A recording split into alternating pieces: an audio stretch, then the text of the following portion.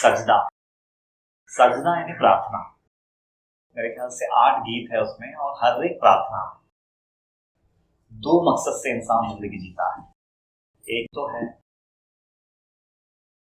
संसार की कामयाबी, संसार का भोग, संसार की विलासिता, लाइफ को पूरी तरह से एंजॉय करने की भावना। 99% लोग जो है यही भावना से जीवन जीते हैं और एक दिन खत्म होकर के इस दुनिया से चले जाते हैं। लेकिन 0.1% लोग ऐसे होते हैं, अगर उनको पूछा जाए कि तुम जीवन क्यों जी रहे हो, तो उनका स्ट्रेट आंसर रहता है कि ईमान कमाने के लिए, धर्म कमाने के लिए, एक बेहतर, एक उजली जिंदगी जीने की मकसद से जिंदगी जी रहे हैं, बाकी और कोई मकसद नहीं। लेकिन ये आंसर देने वाला करोड़ों करोड़ों में शायद उंगलियों पे हम गिन सकें इतने लोग होते हैं। बाकी 99% लोग जो है वो लाइफ को एंजॉय करना चाहते हैं। पर्पस ऑफ लाइफ क्या है? तो एंजॉयमेंट है। जबान से हम बोलते नहीं है, लेकिन हमारा रोम रोम जो है ना, वो एंजॉयमेंट की ही भावना रख करके हम लोग जीवन जीते। लेकिन ये गीत जो है वो जो 0.1% है ना, वो उनकी भाषा है। ये उनकी प्यास ईमान को कमाने की है, धर्म को कमाने की है, नेकी को कमाने की है, सच्चाई को जीने की है।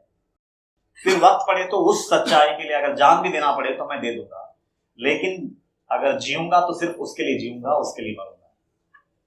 तो वो जज्बा जिसकी जाग चुकी है वो ये गीत को बेहतर समझ सके। सबसे पहले ये बात अगर क्लियर हो जाए तो फिर गीत का हर एक जो स्टैंजा है वो बहुत अच्छे से खुलेगा। अभी हम लोग इतने लोग हैं यहाँ, हर इंसान की धर्म की जागृति कितनी है वो तो मालिक जाने। मतलब एक तो है कि हम लोगों को है ना भगवान के प्रति भक्ति भी होती है, आस्था भी होती है। ऐसा नहीं कि हम लोगों को भगवान के प्रति आस्था नहीं है, लेकिन वो आस्था के साथ संसार की भोग विलासिता की जो कामना है वो भी उतनी ही गहरी होती है। बल्कि एक तरह से मैं ऐसा बोलूंगा कि वो भोग विलासिता की पूर्ति के लिए हम लोग इबादत करते हैं वो मालिक की। और 99% लोगों की आस्था वैसी ही रहती है। लेकिन कोई 0.1% लोग ऐसे होते हैं, और वो 0.1% लोग भी है ना, कहीं जन्मों से वो ईमान के प्रति जिज्ञासा पैदा कर करके, वैसा जी करके, उसके बारे में कल्पना करके, उसके बारे में संगत करके, वो भाव को, वो जज्बे को जिंदा रखते हुए न जाने कहीं जन्मों से वो ट्रैवल कर चुके हैं और इस जन्म में आए हैं, तो उनका रुझान है ना ईमान के प्रति इतनी सहज रहती है कि उनको है ना ये रोशनी की बातों के अलावा कोई और फालतू बकवास अच्छा ही नहीं लगता। क्योंकि उनका जो पिंड है वो वैसा बन चुका है कि फालतू बकवास, फालतू सांसारिक बातें, फालतू एंटरटेनमेंट, एंजॉयमेंट, इनमें उसका कोई रस नहीं होता। उनको अगर भाता है तो रोशनी, उनको अगर भाता है तो वो ईमान, उनको अगर भाता है तो वो धर्म, और वो बहुत सहजता से उनमें आ चुकी है, क्योंकि वो कहीं जन्मों से उसके प्रति आसक्ति रख करके, उसका रुझान बढ़ा करके, उनके ही बारे में सोच करके, वो रास्ते के बारे में ही, ऐसे लोगों से ही मिल करके, ऐसे लोगों से ही राब्ता बना करके वो पुख्ता बना चुके हैं वो जज्बे। और वो इस जन्म में बड़ी सहजता के साथ, अगर उनको ऐसा फालतू लौकिक बातें, फालतू सांसारिक बातें, फालतू एंजॉयमेंट की बातें अगर कहीं पे चर्चा भी चल रही हो ना, तो वो वहां से आसानी से उठ के चले जाएंगे। उनको वो कानों में लेने में भी तकलीफ होती है वो फालतू बकवास। अब ये हर इंसान का अपना अपना जीवन जीने का तरीका है। इसलिए बाबा 17वां अध्याय में श्रेय या प्रेय बोलते हैं। बाबा की भाषा में अगर हम बोले तो आप श्रेय की तरफ जाना चाहते हैं या प्रेय की तरफ? प्रेय यानी संसार की आसक्ति, संसार का एंजॉयमेंट, संसार की भोग विलासिता, प्रेय। और श्रेय यानी वो जो मैं 0.1% की बात कह रहा हूं ना, वो श्रेय, वो ईमान, वो धर्म, वो रोशनी। लेकिन अगर किसी व्यक्ति की वो रोशनी के प्रति गहन जिज्ञासा बढ़ जाए, प्यास बढ़ जाए, तो फिर वो रास्ते पे चलने के लिए वो बड़े से बड़ा कीमत अदा करने की तैयारी भी दिखाता है। वक्त पड़े तो खुद ही को मिटाने की भी तैयारी दिखाता है, लेकिन वो ईमान का डगर नहीं छोड़ेगा वो, क्योंकि उसके प्रति उसकी प्यास इतनी गहन हो चुकी है। और वो प्यास को उजागर करने वाला है ये गीत। तो ये इसमें 4 स्ट्रैंजास हैं और हर स्ट्रैंजा वो ईमान की राह को पुख्ता करती है। उतना प्यास अगर किसी व्यक्ति के जीवन में अगर स्थिर नहीं हुआ है तो वो ऐसे गीत लिख ही नहीं सकता। इतना गहरा प्यास श्रेय के प्रति। तो प्यास कितनी गहरी है अभी हम लोग इस गीत में देखेंगे। दर्द से मेरा दामन भर दे या अल्लाह, फिर चाहे दीवाना कर दे या अल्लाह। क्या बोलना है उसको? और ये प्रार्थना है, सजदा है। और कितनी अजीब बात है, देखो ना, दर्द से मेरा दामन भर दे या अल्लाह। सारी दुनिया दर्द से निजात पाने के लिए वो खुदा की, वो मालिक की, वो ईश्वर की बंदगी करती है, सारी दुनिया। लेकिन खाली ये गीतकार है वो जो कह रहा है कि दर्द से मेरा दामन भर दे या अल्लाह। बिल्कुल उल्टी बात है। और प्रार्थना में ये मांग लेना कि दर्द से मेरा दामन भर दे, परेशानियों से मेरा दामन भर दे, मुसीबतों से मेरा जीवन को भर दे या अल्लाह। ऐसा कौन प्रार्थना कर सकता है मालूम है? सिर्फ एक पूरे कायनात में सिर्फ एक इंसान ऐसी प्रार्थना कर सकता है जिसको इसका अनुभव आ चुका है कि जीवन में जब सुख सुविधाएं होती है ना, जब भी जीवन में एकदम सेहत 100% ओके है, पैसे की कोई कमी नहीं है, ठीक है, और नाम शोहरत की कोई कमी नहीं है, मजे ही मजे चल रहे हैं, लेकिन ऐसी अवस्थाओं में ही जीवन की सबसे बड़ी से बड़ी गलतियां होती हैं। नापाक से नापाक कदम उठते हैं। मुसीबतों में आदमी गलतियां बहुत कम करता है, लेकिन जीवन में जब सब मजे से कट रहा हो, सब बेशुमार एकदम अच्छा चल रहा हो, तो मस्ती सूझती है। गलत कदम तभी उठते हैं। हर गुनाह, हर गलती कभी भी वो तकलीफों के दौर में नहीं करता वो गुनाह। जब जीवन में सब मजे से कट रहे होते हैं ना, तो वहां पे गलतियां करने की जो फितरत है इंसान की ऑटोमेटिकली बढ़ जाती है। उसको पता भी नहीं चलता कि कितनी गलतियां कर रहा है, क्योंकि वो सुख सुविधाएं, वो भोग की प्रवृत्तियां, वो एंजॉयमेंट की भावनाएं उसको वो गलती करने पे मजबूर कर देती। तो ये बात की गहराई जिसके हृदय को छू चुकी है, जो इस अनुभव से गुजर चुका है, बस वही आदमी आंसू भर करके ये प्रार्थना कर सकता है कि ये मालिक दर्द से मेरा दामन भर दे या अल्लाह। क्योंकि जब तकलीफों में मैं रहता हूं ना, तो मेरी गलत करने की जो प्रवृत्ति है, गुनाह करने की जो मेरी प्रवृत्ति है, वो ऑटोमेटिकली मतलब कर्व कर जाती है, डाउनफॉल में आ जाती है। फैक्ट ऑफ लाइफ है।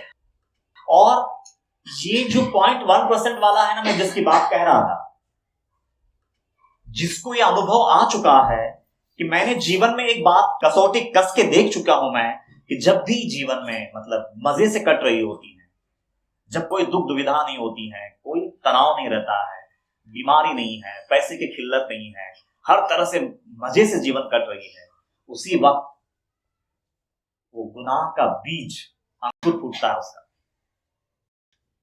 अब ये अनुभूति जिसको आ चुकी है और जो बार बार वो उसको झेल चुका है, वही व्यक्ति ये प्रार्थना कर सकता है कि दर्द से मेरा दामन भर दे या अल्लाह। और फिर आगे जाकर के बोलता है, फिर चाहे दीवाना कर दे या अल्लाह।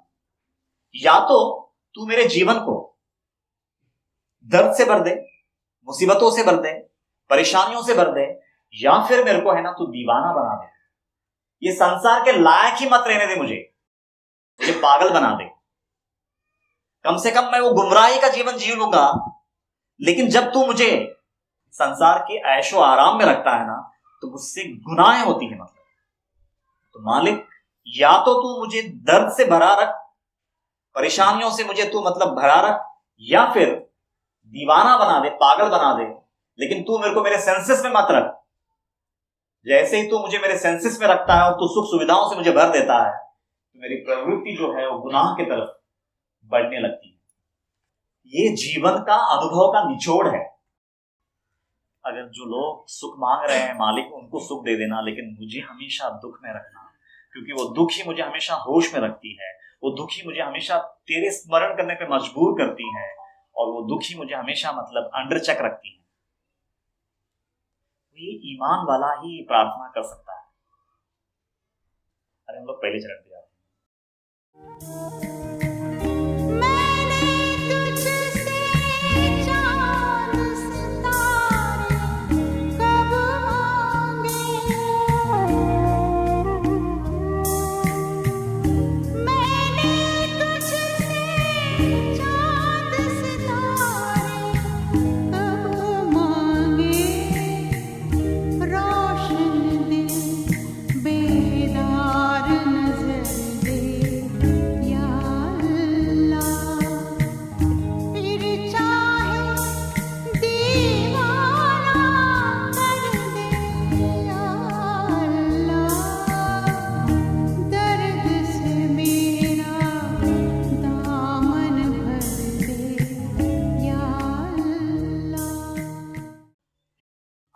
पहले चरण में बोल रहा है, मैंने तुझसे चांद सितारे कब मांगे, रोशन दिल बेदार नजर दे या अल्लाह। क्या लाइन। वो कह रहा है कि मैंने तुझसे चांद सितारे कब मांगे, मैंने तुझसे ये संसार की नेमतें कब मांगी, मैंने तुझसे ये संसार की भोग विलासिता कब मांगी, मैंने तुझसे संसार की जो एंजॉयमेंट्स है वो मैंने कब मांगी, नाम शोहरत बंगला गाड़ी मैंने कब मांगा तुझसे, खूबसूरती शरीर का शौक है मैंने कब मांगा तुझसे। कह रहा है कि मैंने तुझसे चांद सितारे कब मांगे, मतलब ये सारी सांसारिक नेमतें जो हैं वो सब मिल करके चांद सितारे यहाँ पे। अदरवाइज कौन चांद सितारे लेता है यार। अगर वो आना भी चाहे तो लेके क्या करोगे वो चांद सितारे। अगर वो भगवान देना भी चाहे सितारा लेकर के क्या करोगे। लेकिन यहाँ पे चांद सितारे का मतलब है संसार की जितनी भी नेमतों के लिए जो एक साधारण इंसान लालायित रहता है, तड़पता रहता है, वो सारी नेमतें वो सब मिल करके चांद सितारे। मेरे हृदय को, मेरे मन को तो रोशन रख हमेशा, मतलब उसको पाकियत से भर दे, पवित्र रख। रोशन दिल मतलब वो पवित्र नजर दे, वो पवित्र हृदय दे, ताकि मैं कभी कोई गुनाह ना करूं, मुझसे कभी कोई त्रुटि ना हो, कोई गलती ना हो। तो पूरी प्रार्थना उस पे है, इतना उजला नजर बना दे कि मैं हमेशा मतलब हर पल, हर निर्णय लेने से पहले ये सही है या गलत है, ये श्रेयस्कर है या प्रेयस्कर है, इससे मेरा भला होगा या हानि होगा, ये हमेशा मैं चौकन्ना रह करके मैं हर कदम फूक फूक के रख सकूं। वो नजर और मेरे हृदय को उतनी शुद्धि से भर दे, मेरे चित्त की उतनी शुद्धि कर दे। तो अंदरूनी पाकियत मांग रही है बाहर के नियमतों के बजाय। और एक सच्चा प्यासा ही ऐसी प्रार्थना कर सकता है। टू बी वेरी ऑनेस्ट, जब तक इतनी पाकियत, इतनी प्यूरिटी और प्रार्थना में अगर इतनी गहराई ना हो, मैं तो कहूंगा वो प्रार्थना ही नहीं है। तो पहले चरण उनकी मांग एकदम क्लियर है, मैंने तुझसे चांद सितारे कब मांगे, रोशन दिल बेदार नजर दे या अल्लाह। बेदार नजर है साफ नजर, जहां मैं अपनी गलतियों को देख सकूं, जहां मैं अपने आप को देख सकूं, जहां मैं अपने आप को माफ ना कर सकूं, उतनी क्लैरिटी, उतना बेदार नजर दे। मैं औरों की गलतियां ना देखूं, 24 घंटा औरों की गलतियां देख देख करके सामने वाले को गलत बोल बोल करके हकीकत में वो मुझ में ही उतनी गलतियां होती हैं जब जाकर के मुझे सामने वाले में गलती दिखाई देता है। और एक महानतम इंसान की पहचान वो होती है कि उसको सामने वाले में कभी कोई गलती नहीं दिखाई देती, बल्कि खुद की गलतियों पे वो कस के काम करता है। इसलिए वो बोल रही है कि रोशन दिल बेदार नजर दे या अल्लाह, मतलब मेरी नजर को तो साफ कर दे कि मैं खुद की गलतियां देख सकूं, औरों की गलतियां देखना मैं बंद कर दूं। तो ये पहला स्टैंड है। सूरज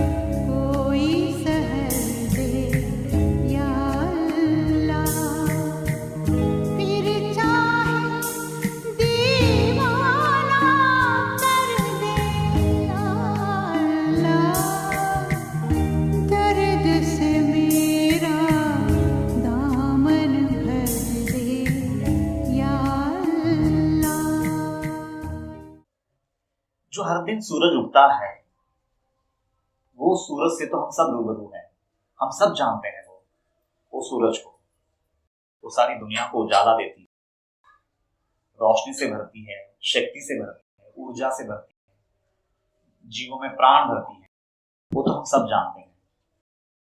लेकिन वो सूरज भी जिसके दम पे रोशन है, एक बार उसका दर्शन करा दे, वो ये बोल रही है।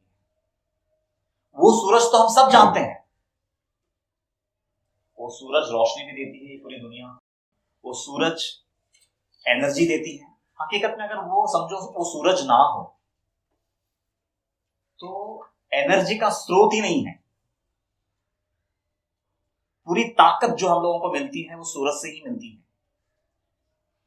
रोशनी भी देता है, ताकत भी देता है, रोगों से निवारण होने की ताकत भी देता है, हर तरह से। मतलब ये पूरी जग को एक तरह से संरक्षण में और एक तरह से औषधि का काम करता है वो सूर्य। अभी देखो ना, अगर समझो 3 महीने के लिए हम सूरज का मुख ही नहीं देख सकते, कल्पना करो, शरीर और मन दोनों खत्म हो जाए, शरीर में रोग पनपने लगेंगे और मन में डिप्रेशन पनपने लगेगा। खाली एक दिन है ना पूरा, अगर सूरज का अगर रोशनी ना मिले तो देखना शरीर पे और मन पे उसका कितना गहरा असर पड़ता है। तो वो तो स्थूल सूर्य है, लेकिन यहां पे वो सूक्ष्म सूर्य की बात कर रही है। वो क्या बोलती है कि सूरज से एक चीज तो हम सब देख चुके हैं, वो जो उजाला तूने सारी दुनिया को दे रखा है ना सूरज के रूप में, वो तो हम सब जानते हैं। मतलब वो ये साइंस एंड टेक्नोलॉजी, ये संसार के जितने भी आविष्कार होते हैं भौतिक, जिसके दम पे आज ये दुनिया मतलब है ना चहकती है, तो वो सूरजनुमा जितनी भी आविष्कार है, जितने भी डेवलपमेंट्स है, साइंस है, टेक्नोलॉजी है, आर्ट है, कल्चर है, कॉमर्स है, तो ये जितनी भी रोशनियां है ना हम सब जानते हैं उनके बारे में। लेकिन है ना ये सब जिसके दम पे है, एक बार वो सहर भी तो दे दे मेरे जीवन में। मतलब वो आत्मिक ऊर्जा की बात कर रही है, वो आत्मिक ज्ञान की बात कर रही है। वो कह रही है कि सचमुच की अब कोई सहर दे या अल्लाह। मतलब वो सीधा सीधा क्या बोल रही है मालूम है, ये तेरा संसार, ये सूर्य, ये नक्षत्र, ये पूरा ब्रह्मांड, ये तो सिर्फ छाया मात्र है उस रोशनी की, उस आत्मा की। और वो सचमुच के उसका सहर अगर कुछ है तो वो है, उसके दम पे तो ये खाली है ना, ये बनावटी है, ये दुनिया, ये सूरज, ये चांद, ये सितारे, ये सिर्फ चमक रहे हैं खाली। लेकिन वो किसके दम पे चमक रहे हैं? तो वो उस आत्मा के दम पे चमक रहे हैं। तो हे मालिक, अब मेरे को तूने ना कई जन्मों से भरमा रखा है, ये झूठी चूज मेरे सामने रख करके, लेकिन ये सारी झूठा ब्रह्मांड जिसके दम पे रोशन है ना, एक बार वो सच्चा सहर मेरे जीवन में उतरने दे, वो सच्ची सुबह मेरे जीवन में उतरने दे, एक बार उसका दर्शन भी तो करा दे। ऐसी प्रार्थना, वो सचमुच की सहर यानी वो आत्मज्ञान की बात कर रही है, जिसके दम पे ये पूरा ब्रह्मांड रोशन है। तो थर्ड स्टैंजा में सूरज सी एक चीज तो हम सब देख चुके हैं, तेरा ये कायनात का डेवलपमेंट्स, तेरा ये कायनात का रोशनी, तेरा ये कायनात का साइंस टेक्नोलॉजी, उसका फैशन, उसका रुतबा, उसका डे टू डे डेवलपमेंट से सब हम देख रहे हैं। और तेरा ये खेल हम लोग है ना कई जन्मों से देख रहे हैं। लेकिन इन सब का आधार जो आत्मा है, एक बार उसका दर्शन भी तो करा दे। तो ये बोल करके थर्ड स्टैंजा पे खत्म होती है। या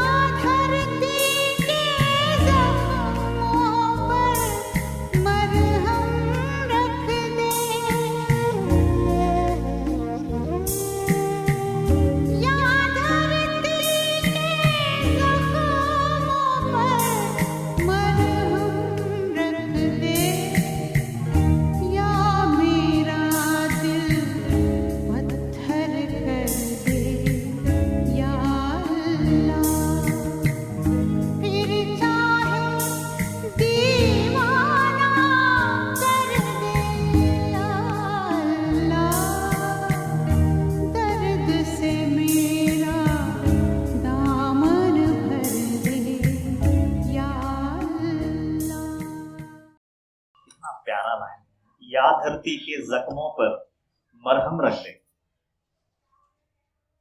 या तो इस धरती के सारे जख्मों पर मरहम रख दे, या मेरा दिल पत्थर कर दे या अल्लाह। इसका अगर एकदम सुपरफिशियल लेवल पे अगर हम लोग इसको देखें तो वो सीधा सीधा यही बोल रही है कि ये दुनिया में जितनी भी गम है, दर्द है, या तो उन सारे दर्द पे, गमों पे, जख्मों पे तू मरहम रख दे, मतलब हर इंसान के जीवन में। क्योंकि मैं ना खुद की तड़प देख पा रहा हूं, ना मैं औरों की तड़प देख पा रहा हूं, ना औरों का दर्द, औरों का गम, औरों की बीमारी, औरों का मृत्यु मैं नहीं देख पा रहा हूं।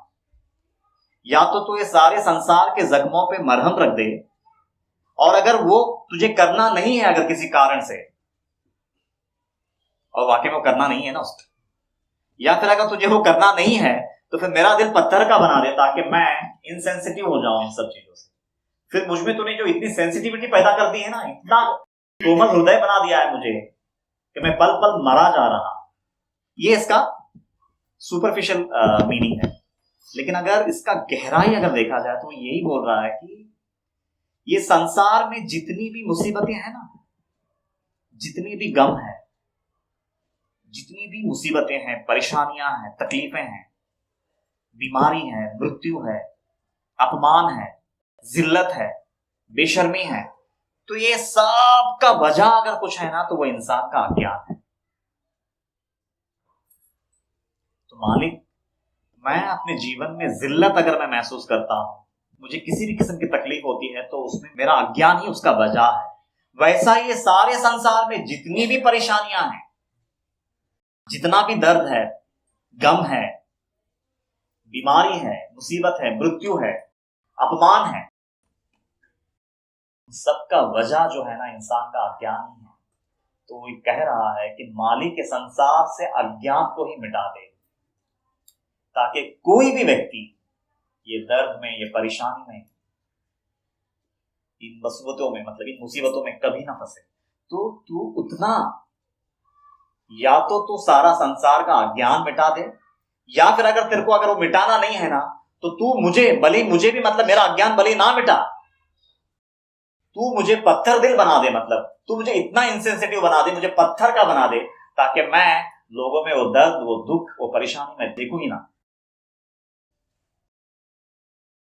लेकिन ये जो स्टैंजा जो बोल रहा है ना, तो वो इंसान का कोमल हृदय, उसकी तड़प, वो खुद को भी लेकर के और सारे संसार को लेकर जाहिर होती है।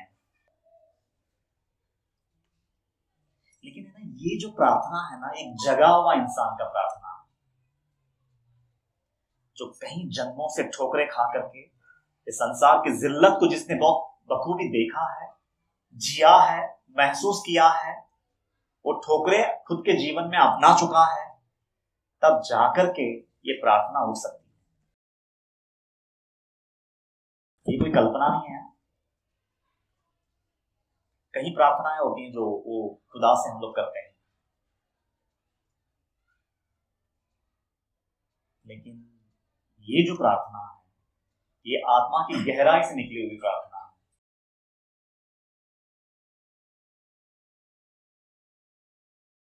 सब मिल करके दर्द से मेरा दामन